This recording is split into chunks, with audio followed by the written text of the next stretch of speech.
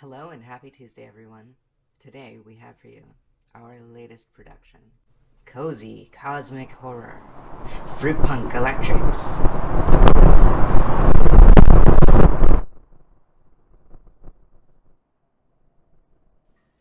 It was at once comforting, serene, and threateningly calm, its influence on my consciousness like inhaling ether. It intoxicated and threatened to take me away forever all at once. The siren song of death and pure peace, all in one breath. My arms stretched out ahead of me and rode through the stuff in long spans.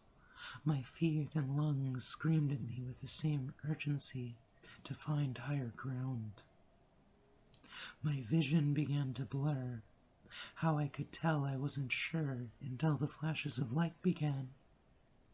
Swirls and stars and black spots appeared and disappeared. I inhaled deeply and hoped it wasn't for the last time. My legs and arms began to fail me. Desperation seized me in the same moment my hand seized a cold shaft of aluminum. Suddenly the whole of reality narrowed onto the metal in my hand. I didn't know what it was, but I knew it stretched upward, and I knew that way was air. My other hand groped blindly, and in an agonizing minute found a crossbeam. I dragged my foot up and toward the structure, placing a boot somewhere on it.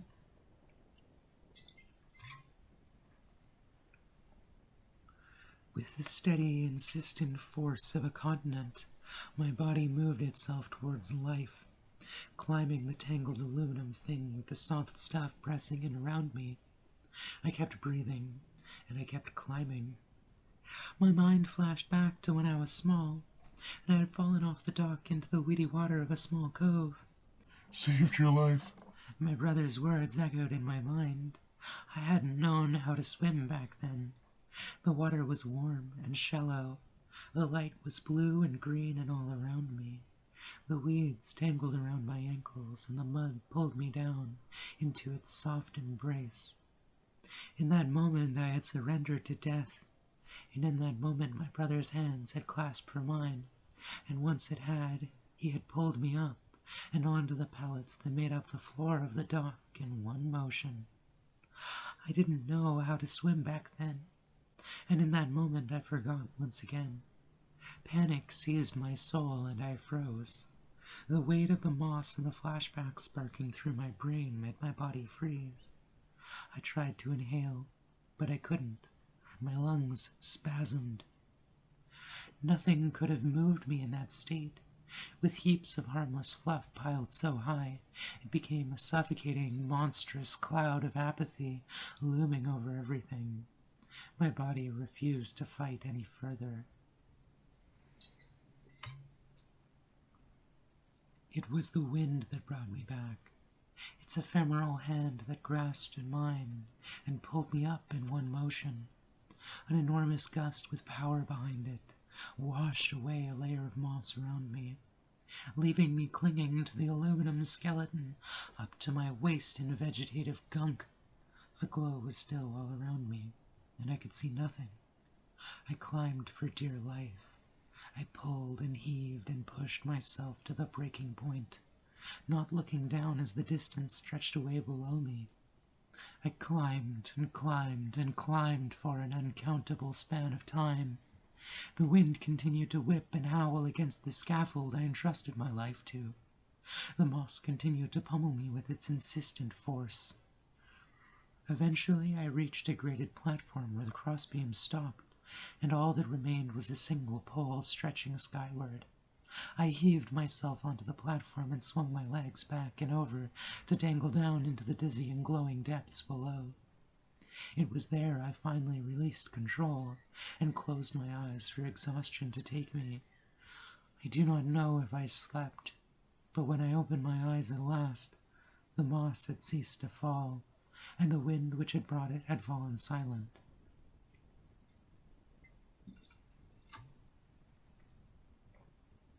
I stared up at the stars, and way above me blinked a red light. The evil color comforted me. where once it had threatened. I took stock of my surroundings and realized I had climbed a radio tower. Down and to the left of me I saw a warehouse with a sign over the door that read, Hadre Biotech Incorporated. Far away and to the right, I saw the river where it met the sea. Having cleared of glowing moss, it was a line of black stretching up and away into the hills. The bridge which crossed it was a solid bar of eerie cyan light. All around me this fainter, cooler luminance echoed out, radiating from the tops of the buildings and from every surface of the now silent city. I wondered how many bodies lay concealed beneath the beauty of this alien landscape. The onion remained, partially obscured by the glowing moss, but still peeking up from beneath it, off in the distance, pink neon complementing the cooler colors. A gust of wind played at my neck, reminding me of the cold. I pulled my legs up and onto the platform, pulling them in close with my arms for warmth. I looked up once again at the sky, and the moon locked its single lonely eye with mine. It was full and vividly white, peeking out from among cumulonimbus clouds like the shoot apical meristem of a tree, the organizing center from which a whole plant is derived. A single dome of cells sending out spirals of leaf primordia, which each grow to become a leaf at the base of a new branch, with its own meristem at its own apex. The moon echoed the voice with which no human being could ever speak to me, clothed in the billowing clouds like leaf primordia.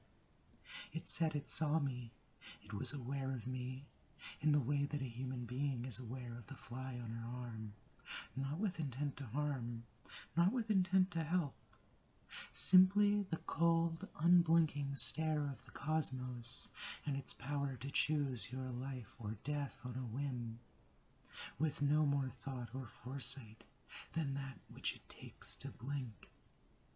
I stared back, transfixed. The wind played at my hair. I hoped the moon would blink. It didn't. It was then that I screamed, high and strong and lonesome, with the weight of the world and the emptiness inside me, and all of my hatred and pain and fear, a scream so loud and so long and so desperate that perhaps even God could hear. But if she heard it, she made no reply. I wondered then how I would get down. I was too exhausted to climb, too exhausted even to stand. I looked down at the moss, its glow now fading as it had reached the earth, its final resting place. No more to chase the clouds and grow on their vapor. It looked so soft, and I thought it would catch me if I fell. So I leaned forward, and I pushed myself off.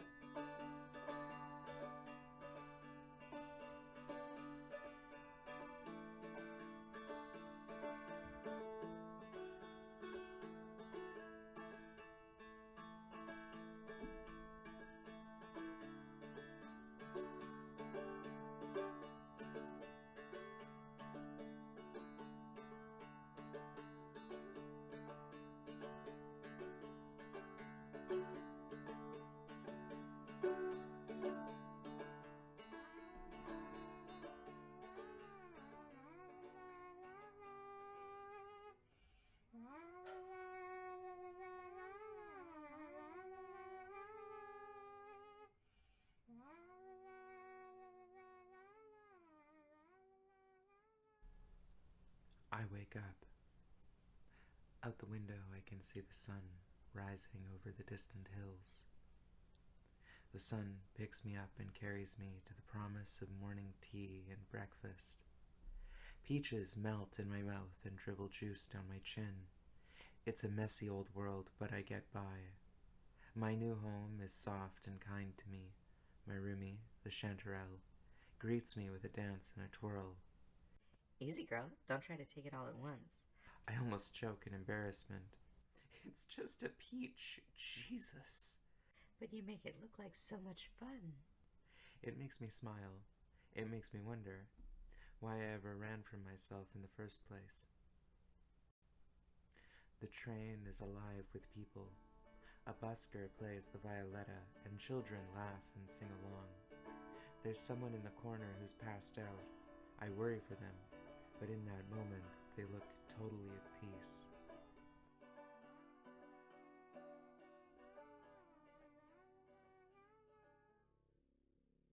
I get to the mall where the shop I'll be tending is located. The air is hot and muggy with the scent of ripe fruit. It's late summer and it's heavy on the vines. I'm grateful to get inside to the cool and shade. I take the elevator up, a lily pad pushing me up on a column of hydraulic pressure. The hallways wind and bend, but the maps are still mostly intact, flickering here and there on the walls. I pick my way along to the electronics garden I'll be tending. When I arrive, there are a couple of teenagers making out on a bench by the front door, skipping school, most likely. I speak a secret word I was taught, and the door pulls itself gently open for me.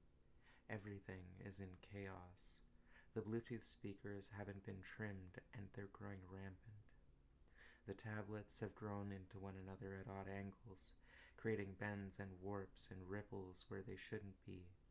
They're still vibrantly colorful, and it feels a shame to disrupt their earnest revolution. Still, I have a job to do, and I get to work trimming vines and pulling apart entangled headphone wires.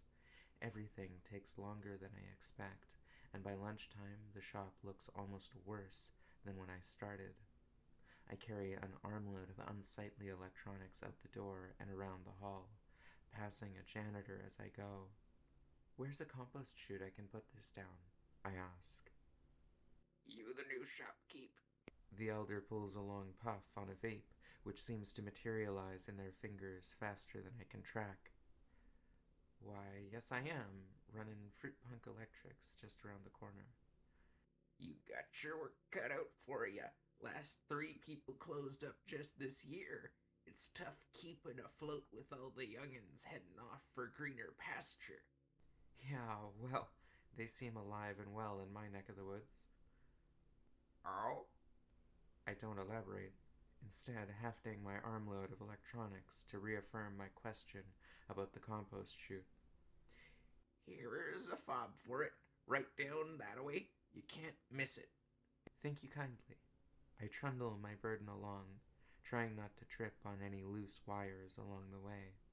I do miss the chute.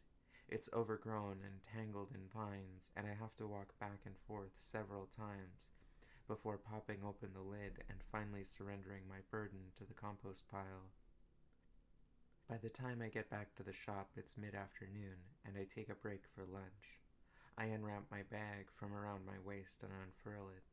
Seaweed-wrapped rice balls with sesame seeds. That and a little sunshine are all it takes to fill me up. There's a soft breeze outside and a dappling parade of sunbeams playing a kaleidoscope of color through the little space. What can I say? I am at peace. There are a lot of things I want to think about, but all of them seem to slip my mind for a brief moment. Something brushes across my elbow and I startle. There's a snitten trekking along, apparently climbing all the way up to the 15th floor from ground level. I gently rest my hand on its head and pet it. The friendly mollusk nuzzles into me and purrs softly. I think I've made a new friend.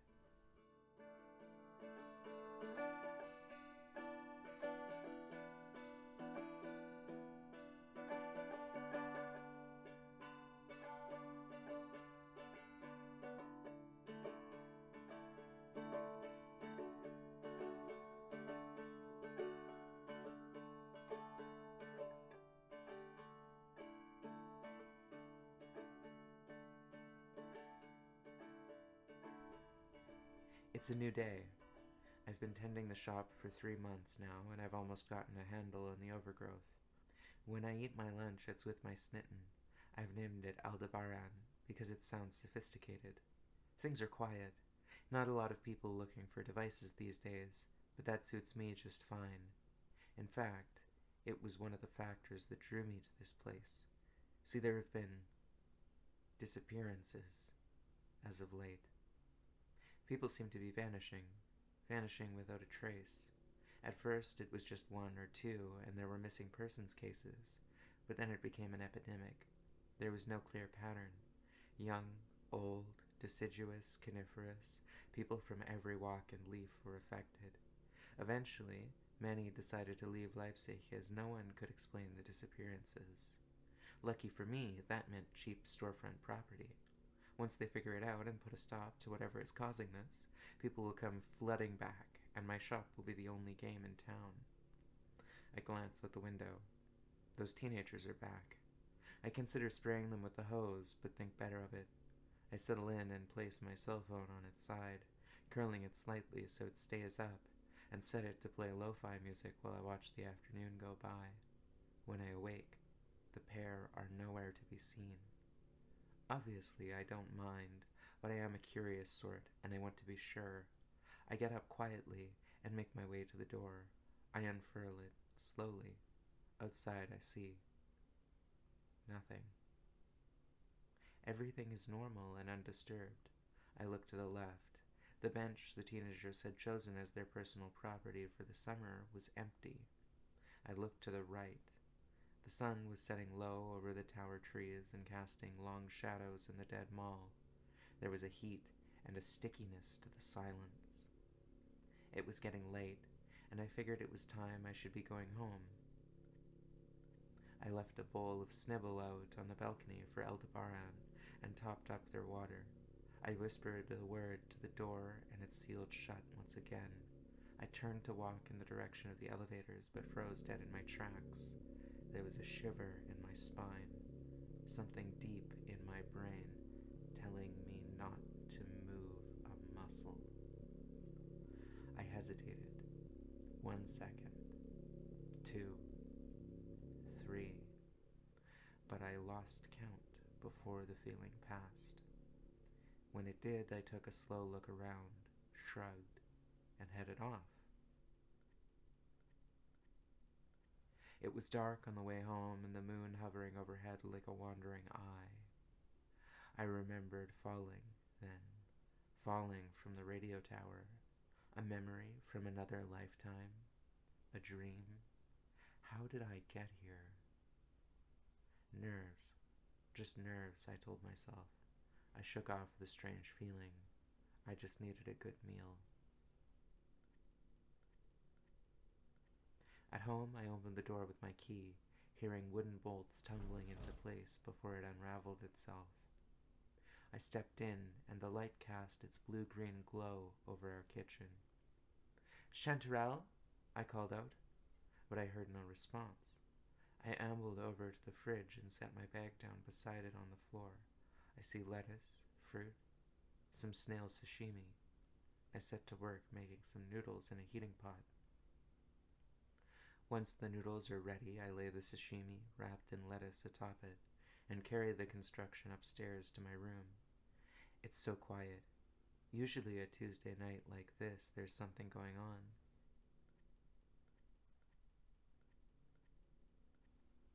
I lay myself down in the rocking chair in my room, looking up through the skylight at the tower trees which soar above ours. Glints of blue and green and orange light filter through the branches in the dark. It's my birthday, I just now remember. I should do something special. A short walk in the dark, a shy smile, and a couple acorn caps from my pocket in exchange for a little liquid sunshine. The champagne in my hand from the corner shop. It's late. Too late for my eyes to stay up. I hope Aldebaran is okay.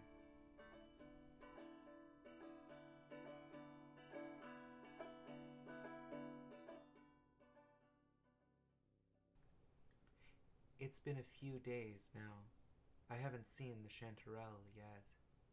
The train is emptier than it was when I moved here. There's nothing I can do about it. Maybe this wasn't the best place to move after all. There's a slight flicker of the overhead lights, a slight shift in the air. The train wobbles imperceptibly.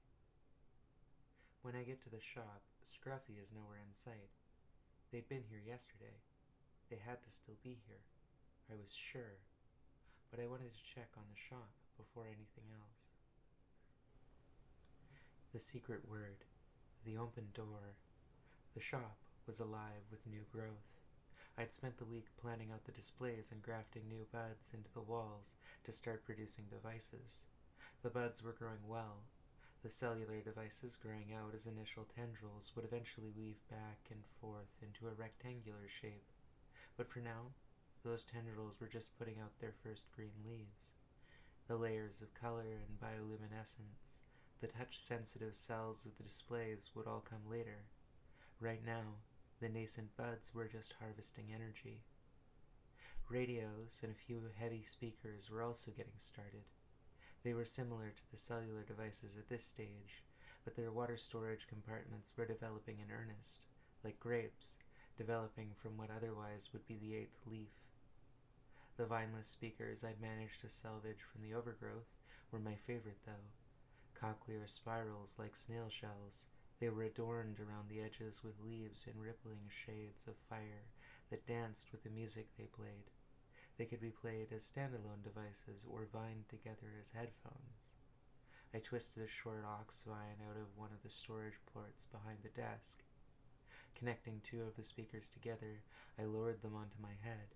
Pulling my cellular device out of my dress pocket, my fingertips graced the numerous leaflets of the display as they lit up in response. A pattern traced on the surface. A menu opened. I paired it to the device and searched for a radio station nearby.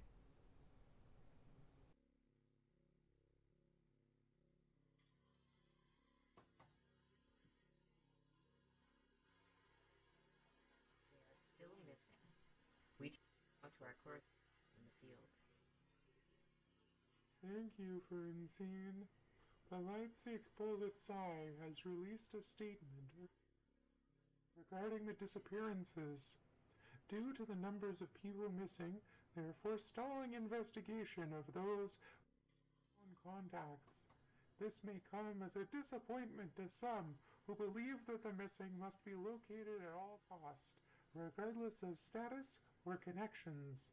The statement concluded by saying that the disappearances are still showing no clear demographic pattern, but tend to affect isolated individuals instead of groups, and are recommending clustering in order to stay safe. Back to you in the studio, Fernsehen.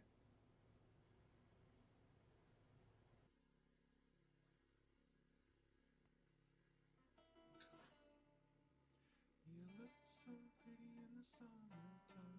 You eat peaches and you drink wine. You look so pretty in the Texas. As the first notes of the song begin to play, I see Aldebaran sneak out from a hiding place under the desk and crawl up onto my lap. I settle in, enjoying the warmth of sunshine on my skin, filtering in through the skylight. Many things I want to be: a friend, a helping hand, a lover. Maybe one day I'll understand how to be human. The door opens on its own. I look into the hallway, but see nothing. My heart beats once, twice, thrice. I inhale, I exhale. A rustle of the leaves, a current of air moving in the room that was so still. A flicker of motion catches my eye. Suddenly, barely visible, I see, I feel, I can tell. My eyes make contact with another set of eyes. How I can tell, I cannot say. I simply know that what I am looking at is not just the open shop door and the hallway beyond. Whatever it is, it can tell I see it, and it smirks. Almost. with an intensity that betrays a predatory instinct. I freeze. It approaches, face splitting open to reveal white teeth on a background of red. It crouches. It leaps at me. I curl around Aldebaran as it slams into the both of us. The force is supernatural.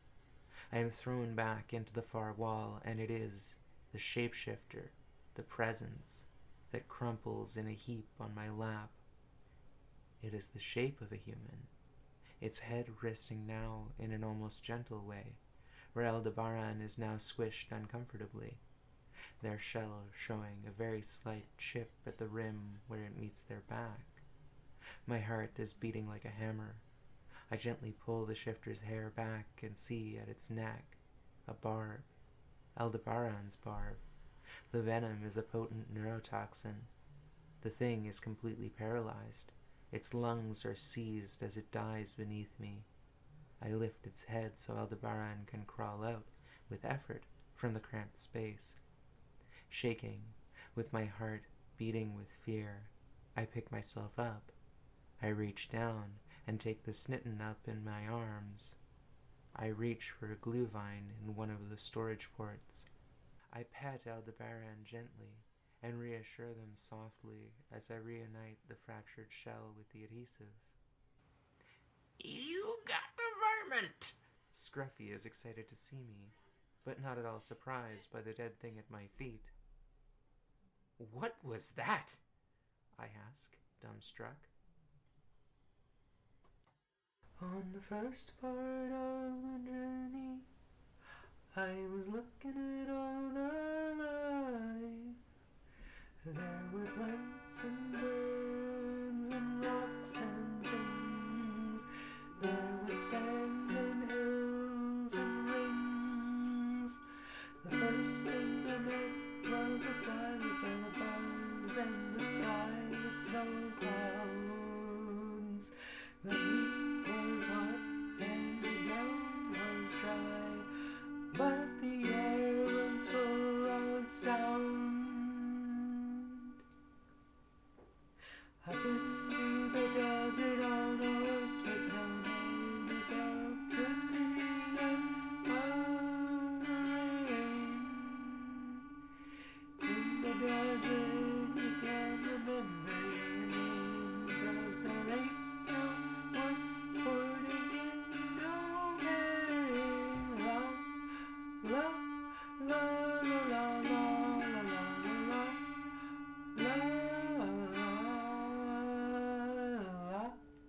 la, la, la, la, la, la, la, la, la. After 2 days in the desert sun, my skin began to turn red. After 3 days in the desert fun, I was looking at a riverbed, and the story it told of a river that flowed made me sad to think it was dead. You see, I've been through the desert on a horse with no name. It felt good to be out of the rain. In the desert, you can't remember your name, because there ain't no one for to give you no pain. La la la la la la la la la la la la la la la.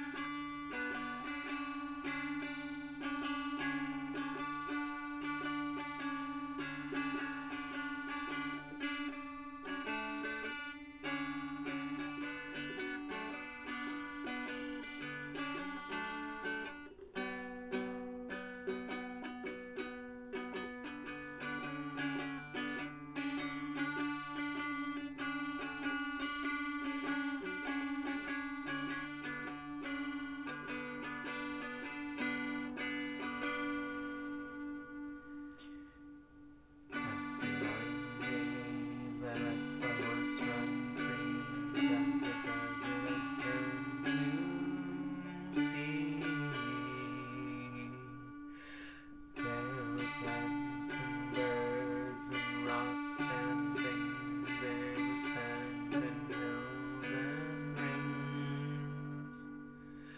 The ocean is a desert with its life underground, and a perfect skies above. Under the cities lies a heart made of ground, but the humans will give no love. You see, I've been through the desert on a horse with no name. It felt good to be out of the rain. In the desert, you can't remember your name, 'cause there ain't no food to give you no pain.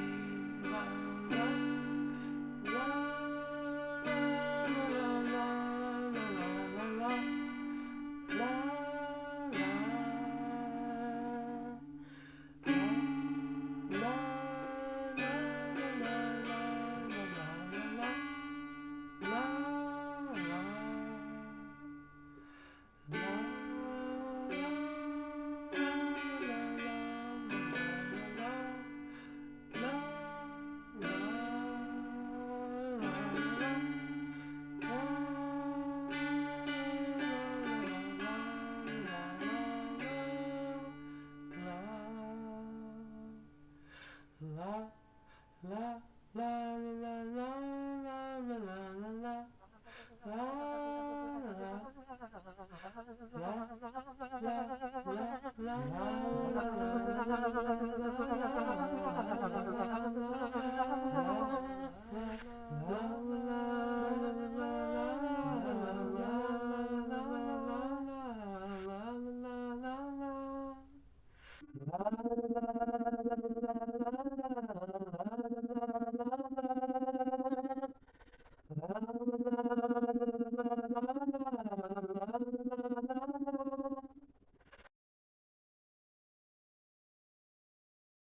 Thank you all so much for watching, and special thanks to my supporter on Patreon, Sasha.